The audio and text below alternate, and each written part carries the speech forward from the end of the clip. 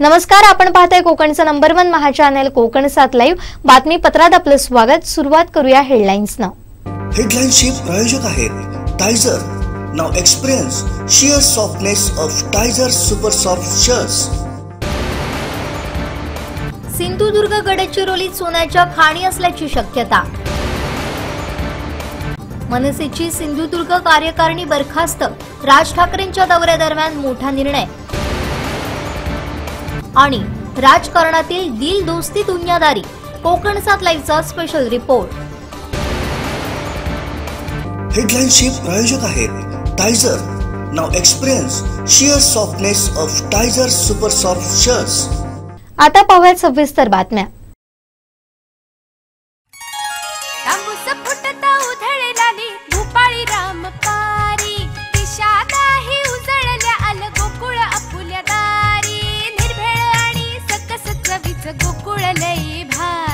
गोकुळ दूध संघाची दर्जेदार दुग्ध उत्पादने, गोकुळ दूध, दही, तूप, दूध powder, cooking butter, table butter, paneer, इलायची श्रीखंड, आंबा श्रीखंड, फ्रूट श्रीखंड, ताक आणि लस्सी। गोकुळ दूध आणि दर्जेदार दुग्ध उत्पादने, चव आहे कोल्हापुरी, गोकुळ लई भारी।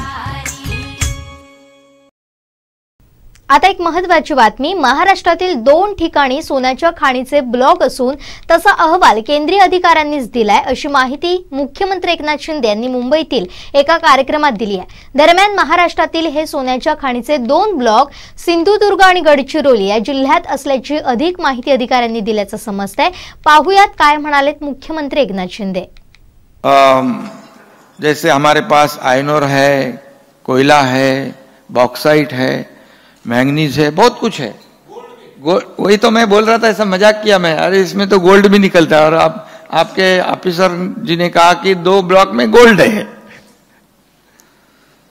तो ये हमारे मंत्री खुशनसीब है, ये भी और वो हमारे महाराष्ट्र के दूसरे राज्य मंत्री, कि उनके कार्यकाल में अगर गोल्ड निकलता है तो बहुत बड़ी अचीवमेंट होगी।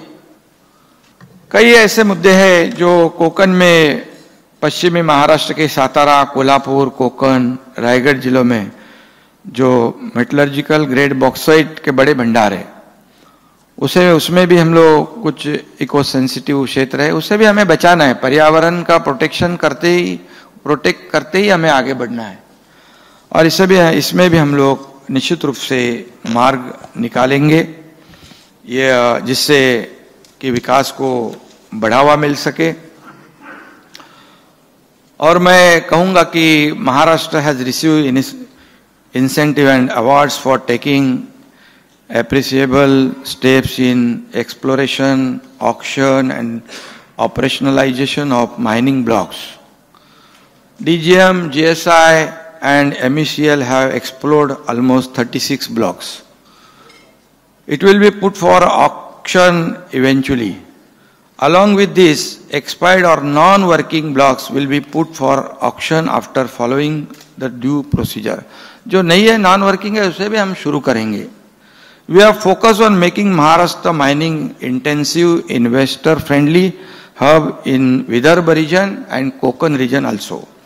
It will definitely encourage mineral based industries in these regions. हम लोग, आपने जैसा कहा है, बिल्कुल हम कोशिश करेंगे, कहीं भी पीछे नहीं रहेंगे। ये हमारी कोशिश है। इसलिए मैं दादा भुसे जी को भी हमेशा कहता हूँ कि हमें नए नए रिफॉर्म्स की आवश्यकता है।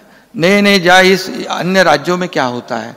और आपके जैसे मंत्री, केंद्रीय मंत्री प्रहलाद जी हमें मिले हैं, तो उन्होंने भी जैसे प्रधानमंत्री जी के मार्गदर्शन में इस सेक्टर को फोकस किया है। और इस फोकस के वजह से रेवेन्यू बढ़ेगा तो निश्चित रूप से देश के और राज्य के प्रगति में बहुत ही कामयाब होगा।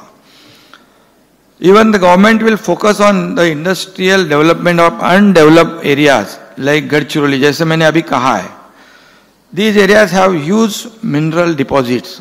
हमारे यहाँ huge potential है। We have good infrastructure, we have skilled manpower, सब है, उसे हम इस्तेमाल करने की आवश्यकता है। आपने पिछले सरकार के अनुभव मुझे बताया है, उसमें हम जाते नहीं, हम आगे का काम करते रहेंगे। Various districts such as Nagpur, Bandara, Chandrapur, Gadchiroli, Sindhudurg, Raigad, Kolhapur have the potential for mineral deposits and exploration for the same are carried out by the state government.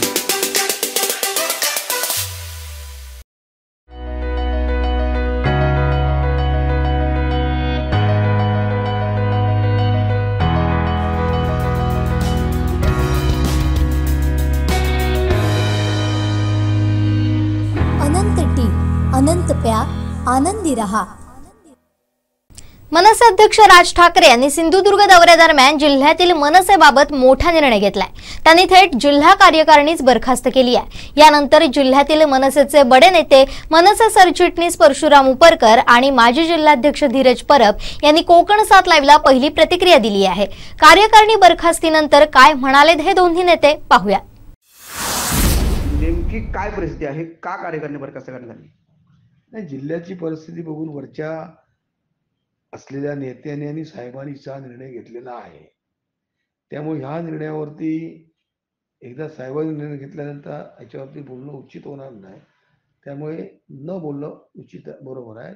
साहेब पुढच्या वेळी योग्य ते निर्णय घेऊन पक्ष वाढवण्यासाठी नवीन कार्यकारिणी करून पक्ष वाढवण्यासाठी तयारी करू. सामान्य कार्यकर्ते ज्यावेळी रस्त्यावर उतरून काम करतात त्यांच्यावर केसेस देखील होतात, बहु आंदोलन देखील आपण केलेले आहे, तरी देखील अशी कार्यकारिणी बरखास्त झाली. काय सांगू इच्छिता? नाही, तो साहेबांचा निर्णय आहे. साहेब यातून चांगला पक्षाची वाढ होण्यासाठी, पक्ष भरारी घेण्यासाठी नक्की त्याचा योग्य तो उपयोग करतील आणि योग्य तो मार्गदर्शनामार्फत ते होईल. खरं तर राज ठाकरेंचा एक झंझावती दौरा सिंधुदुर्ग जिल्ह्यात झाला आणि आज दौऱ्याची सांगता होत असतानाच त्यांनी एक मोठा निर्णय घेतला, तो म्हणजे सिंधुदुर्ग जिल्हा कार्यकारिणी बरखास्त करण्याचा. खरं तर तुम्ही जिल्हाध्यक्ष होतात, तर एकूणच नेमका हा निर्णय का घेण्यात आला आणि या निर्णयातून नेमकं जिल्ह्यात मध्ये मनसेचं पुढील भवितव्य काय असेल? भवितव्य मनसेचं नक्कीच चांगलं आहे आणि भविष्य पण चांगलं आहे. निर्णय का घेतला याविषयी मी बोलणं आज उचित ठरणार नाही, कारण निर्णय सन्माननीय अध्यक्ष राजसाहेब ठाकरे यांनीचा आहे, त्यावरती आपण भाष्य करणं योग्य नाही. परंतु या विषयाची कल्पना आपण वरिष्ठांकडे वारंवार केली होती, काही गोष्टींची, काही संघटनात्मक बाबींची, पण त्याच्यावरती त्यावेळीच उपचार झाले असते तर ह्या काही गोष्टी ज्या नंतर वाढत गेल्या किंवा ज्या काही होत गेल्या ते झाले नसते. जो म्हणजे साहेबांपर्यंत ही गोष्ट पोचली याचा अर्थ या गोष्टी वाढत गेल्याच मानल्या पाहिजेत आपण. असं नक्कीच एवढा मोठा दौरा होत असताना हा जो मोठा निर्णय घेण्यात आलेला आहे, तर नेमक्या संघटनेमध्ये काही वादविवाद होते का, की काही धुसफूस होती का? वादविवाद म्हणण्यापेक्षा त्याचे वादविवाद असे बोलण्यापेक्षा पक्षाची स्थापना झाल्यापासून मी या पक्षामध्ये काम करत होतो आणि 2014 साली निवडणुकांमध्ये माझी तयारी मनाची नसताना पण पक्षाकडून मला जिल्हाध्यक्ष पद बहाल करण्यात आलेलं. त्यावेळी पण मी सांगितलेलं की माझी तयारी नाही आहे त्या गोष्टीची स्वतःची, तरी पण संघटनात्मक बाब आहे, जबाबदारी स्वीकारा असं सांगण्यात आलं वरिष्ठांकडून आणि मी ती जबाबदारी स्वीकारली 2014 मध्ये. आणि त्यानंतर मी माझ्या यांनी काम करत असताना 2019च्या निवडणुकीनंतर, मी स्वतः उमेदवार असताना 2019च्या निवडणुकीनंतर जिल्हा कार्यकारिणी, तालुका कार्यकारिणीच्या बैठकांमध्ये नेत्यांच्या समोर मी सांगितलेलं की माझ्या जागी दुसरा व्यक्ती बघून मला यातून कार्यमुक्त करा, ही बाब मी सर्व कार्यकर्त्यांच्या समोरच सांगितलेली. परंतु त्यानंतरच्या काळात निर्णय स्थानिक लेवलला झाला नाही आणि नंतर मग माझं अस्तित्व संपवण्यासारखे प्रयत्न पुढे होत गेले. शिवाजी महाराजांच्या विचारावर चालणारा आहे मी, मराठ्याचं रक्त आहे, त्याच्यामुळे मी माझं अस्तित्व कोण संपवत असेल तर मग मला माझं अस्तित्व दाखवावं लागलं. साहेबांना भेटल्यानंतर पण मी मी व्यथा मांडली, राजसाहेबांच्या घरी जाऊन भेट घेतली मी. साहेबांना माझी व्यथा मांडलेली त्यावेळी की अशा गोष्टींना साहेब समोर जातोय की मला थांबायला सांगा म्हणून. पण साहेबांनी त्यावेळी सांगितलं की तू काम कर, माझे म्हणणं ऐकून घेतलं, काम कर म्हणून. आणि त्यानंतर मग मी अच्छा, म्हणजे परत एकदा आजचा जो निर्णय झालेला आहे तो यापूर्वीच तुमच्या मार्फत राजसाहेबांच्या कानापर्यंत पोहोचले होते, एकूणच संघटनेमध्ये जी काही धुसफूस चाललेली होती त्या संदर्भात? नाही, धुसफूस चालण्यापेक्षा की मला काही गोष्टी मला ज्या काही खटकत होत्या, मला काही गोष्टींच्या लोकांकडून रिप्लाय येत होते, मला ज्या काही गोष्टी लोकांकडून फेस करत होतो मी, अधिकाऱ्यांकडून फेस करत होतो मी, त्या गोष्टी मला पटत नव्हते, मला आवडत नव्हती गोष्ट ती गोष्ट मी साहेबांना सांगितली की साहेब अशा गोष्टी आहेत, अशा पद्धतीच्या अफवा पसरवल्या जात आहेत. मी एकतर 2019 साली सर्व कार्यकारिणी समोर, आताची अस्तित्वात असणाऱ्या कार्यकारिणी समोर जाहीर केलेलं की तुम्ही पदाधिकारी इथे नेमा म्हणून, मी स्वतःच्या हाताने पुष्पगुच्छ देईन. त्यानंतरच्या काळामध्ये ती गोष्ट झाली नाही आणि त्यानंतरच्या काळानंतर मग माझ्या अस्तित्वावरती जर कोण घाला घालत असेल तर मग ती गोष्ट मला खटकली. मी साहेबांना भेटलो, साहेब मला ह्याच्यातून मुक्त करा. साहेबांनी मला परत काम करण्याचे आदेश दिले आणि मग मी कामाला लागलो. त्याच्यावर काहीतरी निर्णय होईल ह्या मनात आशेने कामाला लागलो आणि आज साहेबांनी निर्णय घेतला, कार्यकारिणी बरखास्त झाली, त्याचं मला त्या गोष्टीचं काहीच हे नाही आहे. म्हणजे या निर्णयाचं स्वागत करताय तुम्ही? म्हणजे नाही, स्वागत करण्यापेक्षा काय विषय होता की मी कुठल्या अपेक्षेने त्यावेळी म्हणजे अपेक्षेने जिल्हाध्यक्षपद मला मिळालं नव्हतं, माझी अपेक्षा पण नव्हती. अनपेक्षितरित्या मला साहेबांच्या सहीचं पत्र त्यावेळी मिळालं आणि हे स्वीकारण्याची त्यावेळी पक्षाकडून सगळ्यांकडून सूचना करण्यात आली, आदेश दिला मला पक्ष स्वीकारण्याचा. आज कार्यकारिणी बरखास्त केल्यानंतर आता तुम्ही मनसेमध्ये असणार का? 100%. जिल्ह्यामध्ये महाराष्ट्र नवनिर्माण सेना ह्या पक्षाची स्थापना मी केलेली होती, आम्ही त्यावेळी केलेली होती. 4-5 जणांनी आम्ही ह्या पक्षाचं रोप ह्या ठिकाणी जिल्ह्यामध्ये लावलेलं होतं. तर त्यावेळी पण आम्ही काम करत होतो, एक संघरितीने काम करत होतो आणि साहेबांचा विचार माझ्या मनातला जाणारच नाही ना. आज पद गेलाय ना, पदाचा त्याच्यामुळे काहीच नाही आणि भविष्यात जरी कुठेच नाही दिसलो तर साहेबांच्या दौऱ्यामध्ये फक्त 100% दिसणारच. अच्छा, म्हणजे कोणतेही पद नसलं तरी चालेल पण तुम्ही पक्षात असणार? हो. असं काय, माझ्यावर कारवाई थोडीच झाली आहे, संपूर्ण कार्यकारिणी बरखास्त झाली आहे ना. संपूर्ण कोकणसह जगभरातील ताज्या घडामोडी सर्वात प्रथम पाहण्यासाठी कोकणचं नंबर 1 महा चॅनल कोकणसात लाईव्हचं यूट्यूब चॅनल सबस्क्राईब करा आणि लेटेस्ट अपडेटसाठी बेल आयकॉन क्लिक करा.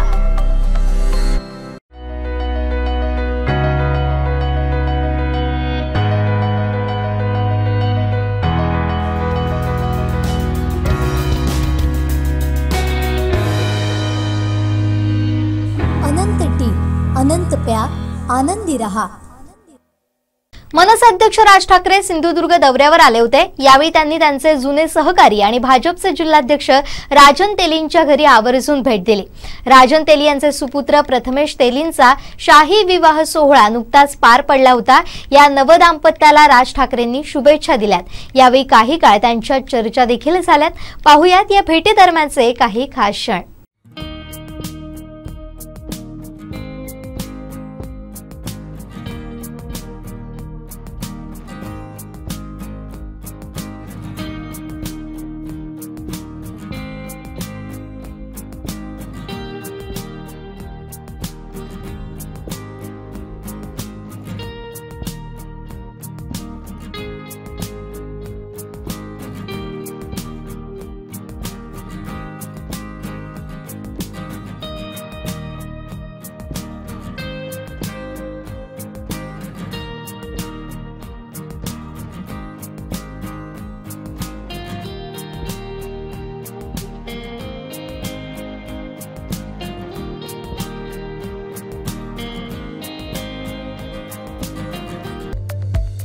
संपूर्ण कोकणसह जगभरातील ताज्या घडामोडी सर्वात प्रथम पाहण्यासाठी कोकणचं नंबर 1 महा चॅनल कोकणसात लाईव्हचं यूट्यूब चॅनल सबस्क्राईब करा आणि लेटेस्ट अपडेटसाठी बेल आयकॉन क्लिक करा.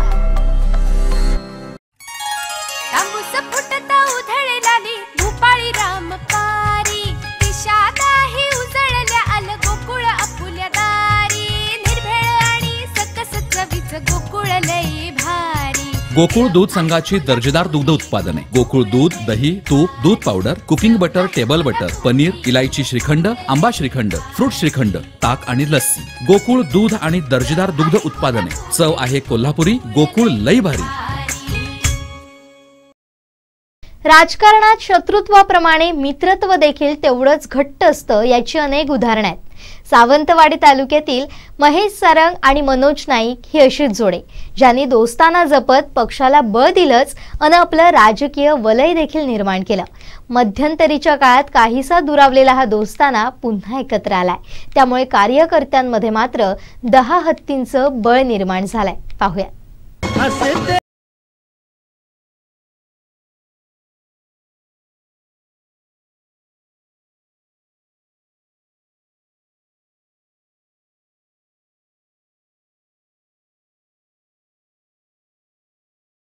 सारंग आणि मनोज नाईक सावंतवाडी तालुक्यातील राजकारणातील 2 मातब्बर नेते.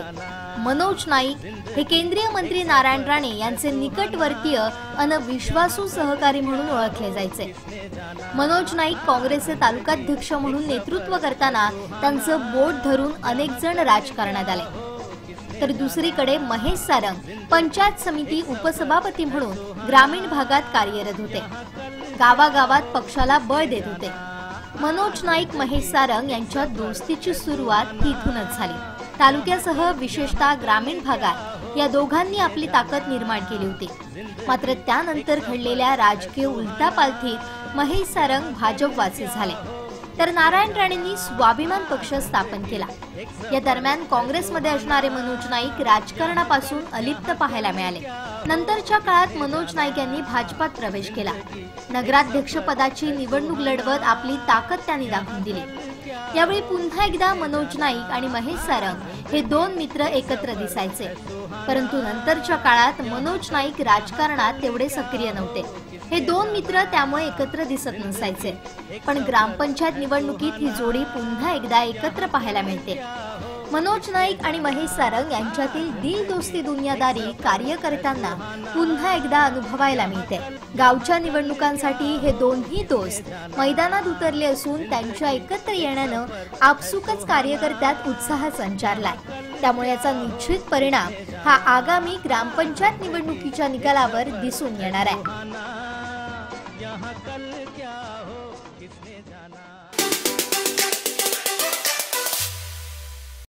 18 बिझनेस पार्क, ओरोस फाटा, Mumbai Goa highway touch, mall, retail wholesale market, commercial residential अशा एकूण 9 विंगचा भव्य प्रकल्प, 260 दुकानगाळे आणि 56 सदनिकांचे भव्य व्यापारी संकुल, 120 स्क्वेअर फूट पासून 3000 स्क्वेअर फूट पर्यंत गाळे भाड्यानं आणि विकत मिळतील. मर्यादित काळासाठी ऑफर. 10,50,000 पासून व्यापारी गाळे, सदनिका उपलब्ध. नियम आणि अटी लागू. संपर्क 8530 33 34 11.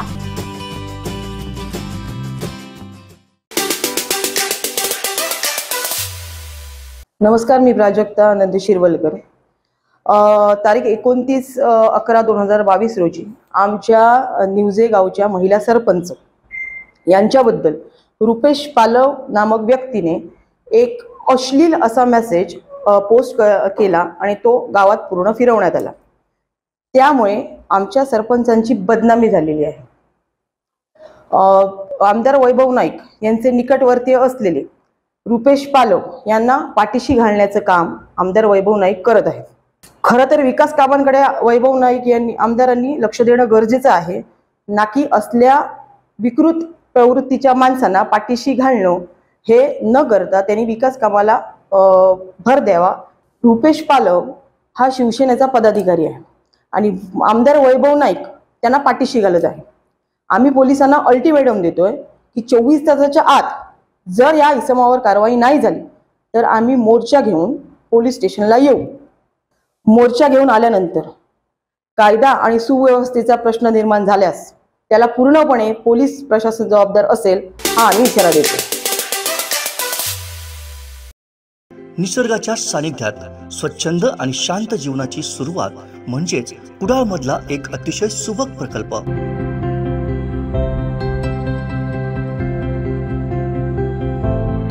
निलगिरी निलगिरी हाइट्स बांधकाम क्षेत्रातील एक अग्रगण्य नाव आकार बिल्डर्स अँड डेव्हलपर्स यांचा महत्त्वाकांक्षी प्रकल्प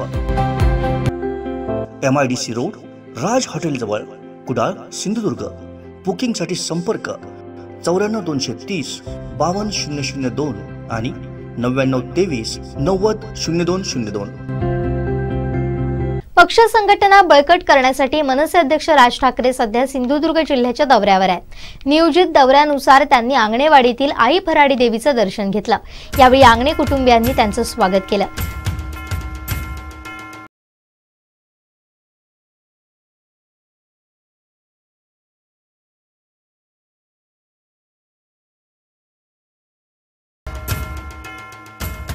राज ठाकरे यांच्या समवेत अमित ठाकरे, मनसेचे नेते बाळ नांदगावकर, नितीन सरदेसाई, शिरीष सावंत, माजी आमदार परशुराम उपरकर, विनोद सांडव, अमित इब्रामपूरकर यांसह कार्यकर्ते उपस्थित होते. यावेळी राज ठाकरे यांनी मंदिर परिसराची पाहणी केली.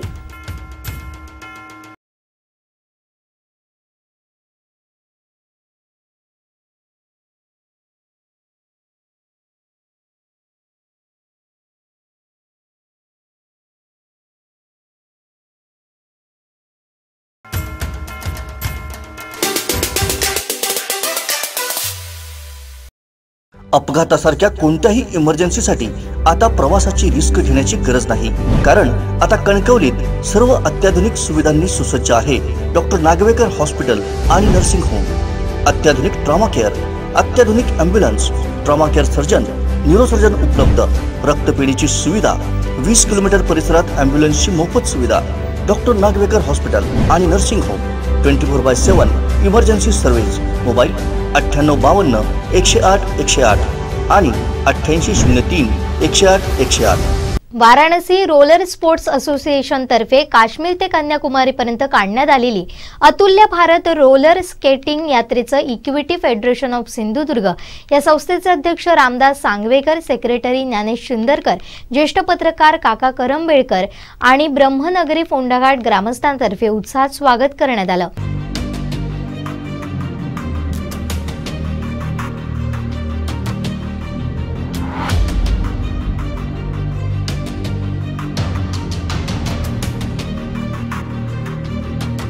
या तुल्य भारत रोलर स्केटिंग यात्रेचं संयोजक राजेश डोंगरा यांनी सांगितले की प्रधानमंत्री नरेंद्र मोदी यांच्या विचारानं प्रभावित होऊन एक भारत श्रेष्ठ भारत अंतर्गत एक साहसी नारी शक्तीतर्फे याचं आयोजन करण्यात आलं असून या यात्रेदरम्यान 13 राज्यांमधून हा प्रवास होणार असून 27 सप्टेंबर 2022 पासून श्रीनगर लाल चौक ते कन्याकुमारी पर्यंत जवळपास 5000 किलोमीटरची ही स्केटिंग यात्रा केली जाणार असून जवळपास 90 दिवसांचा हा प्रवास असणार आहे.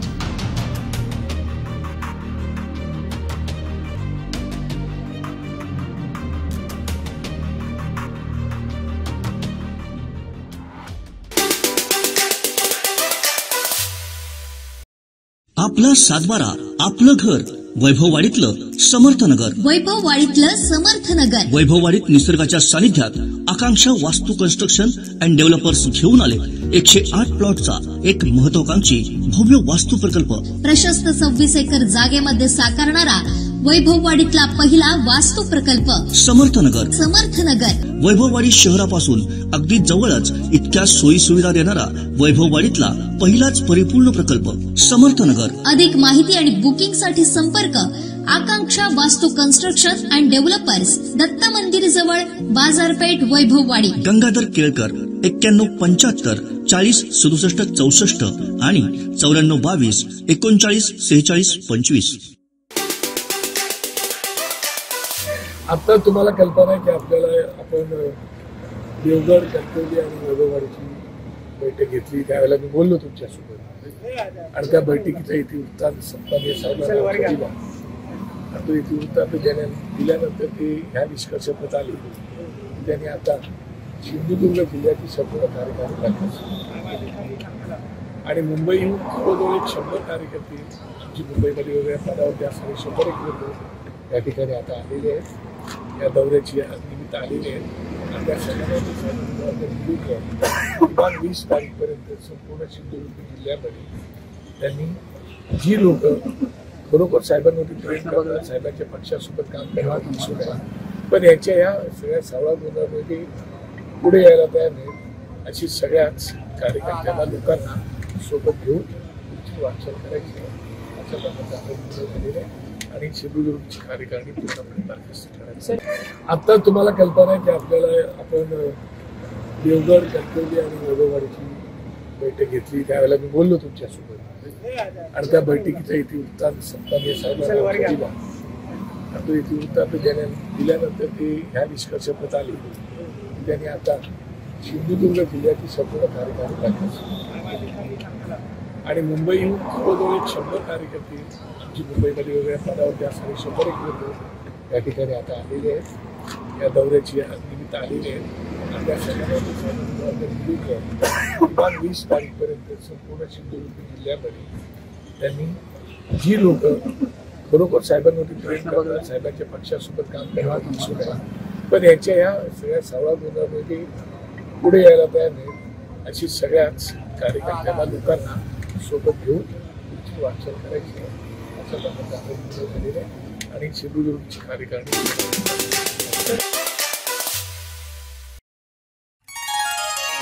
फुटता उधळलेली भूपाळी रामपारी दिशा नाही उजळल्या आल गोकुळ आपुल्या दारी निर्भेळ आणि सकस चवीच गोकुळ लई भारी. गोकुळ दूध संघाची दर्जेदार दुग्ध उत्पादने गोकुळ दूध, दही, तूप, दूध powder, cooking butter, table butter, paneer, इलायची श्रीखंड, आंबा श्रीखंड, फ्रूट श्रीखंड, ताक आणि लस्सी. गोकुळ दूध आणि दर्जेदार दुग्ध उत्पादने. चव आहे कोल्हापुरी. गोकुळ लई भारी. भक्तांच्या हाकेला धावणारी आणि नवसाला पावणारी अशी ख्याती असलेल्या खांबाळे गावच्या श्री आदिष्टी देवीचा जत्रोत्सव उद्या होतोय.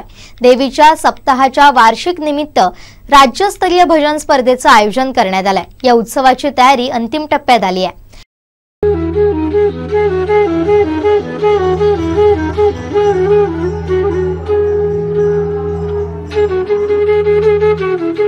खांबाळे गावचं ग्रामदैवत श्री आदिष्टी देवीचा उद्या सप्ताह पार पडणार आहे. या निमित्तानं राज्यस्तरीय संगीत भजन स्पर्धा आयोजित करण्यात आली आहे. राज्यातील नामवंत भजनी बुवांनी यामध्ये सहभाग घेतलाय. भजन स्पर्धेसोबतच जत्रोत्सवही आहे. या निमित्तानं संपूर्ण परिसराला विद्युत रोषणाई करण्यात आली आहे. संपूर्ण मंदिर परिसर सजवण्यात आलाय. या उत्सवाची तयारी अंतिम टप्प्यात आली आहे. सप्ताहासोबत गावात प्रथमच होणाऱ्या जत्रोत्सवाची उत्सुकता साऱ्यांना लागली आहे.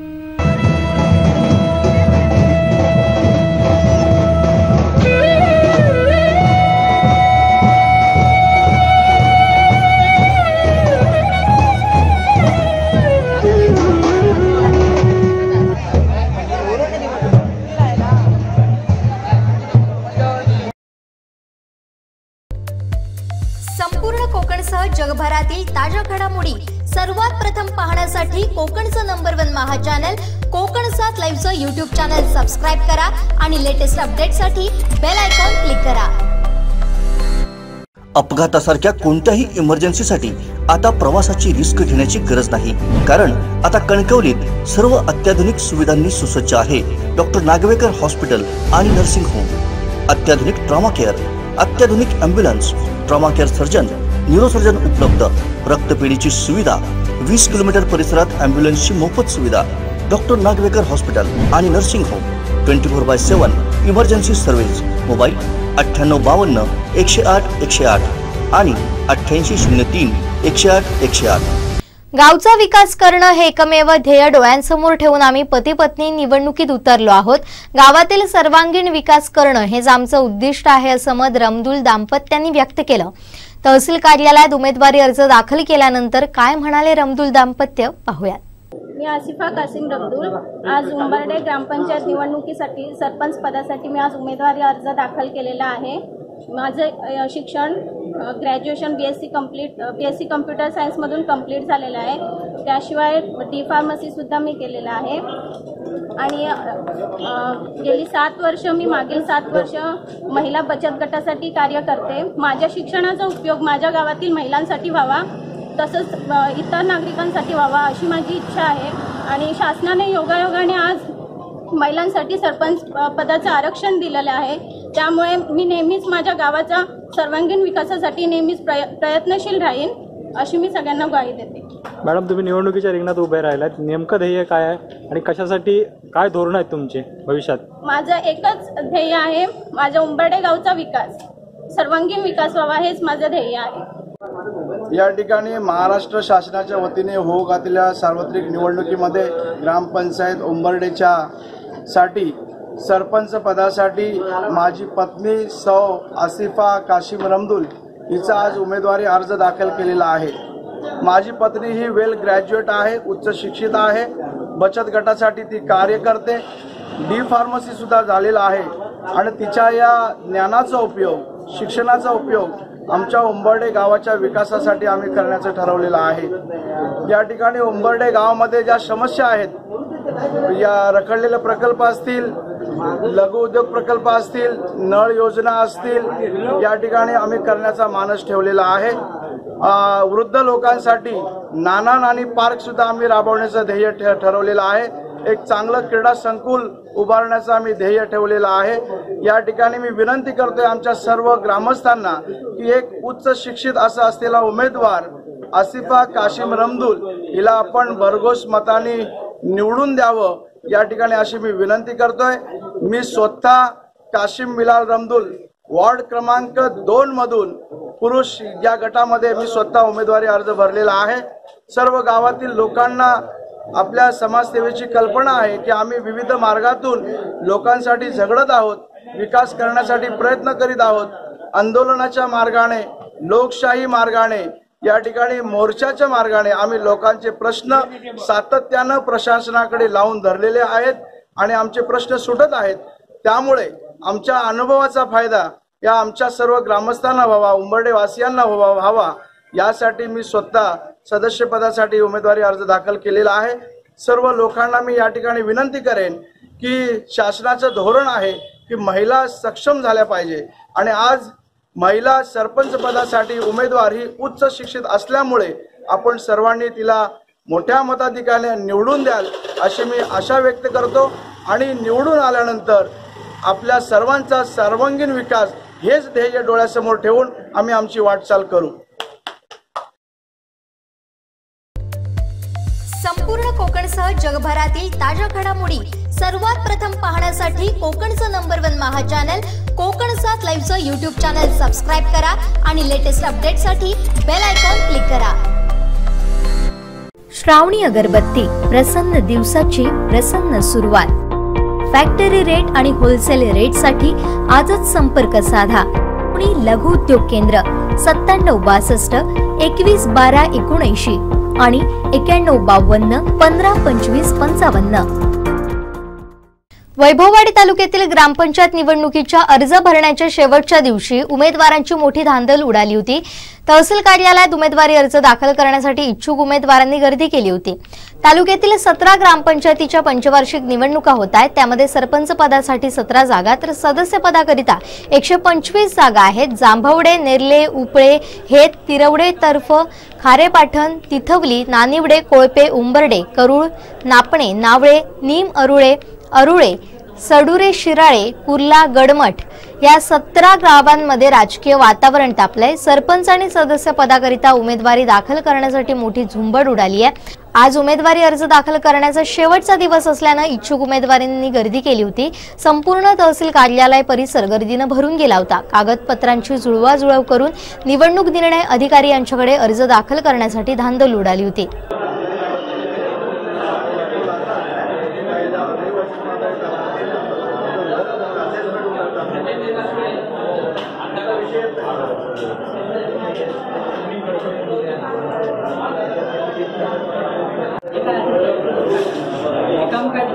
नाव आपलं रिक्षा व्यापारी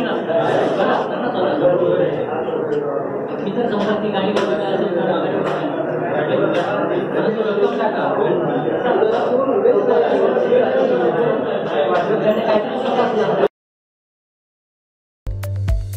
संपूर्ण कोकणसह जगभरातील ताज्या घडामोडी सर्वात प्रथम पाहण्यासाठी कोकणचं नंबर 1 महा चॅनल कोकण 7 लाईव्हचं YouTube चॅनल सबस्क्राईब करा आणि लेटेस्ट अपडेटसाठी बेल आयकॉन क्लिक करा.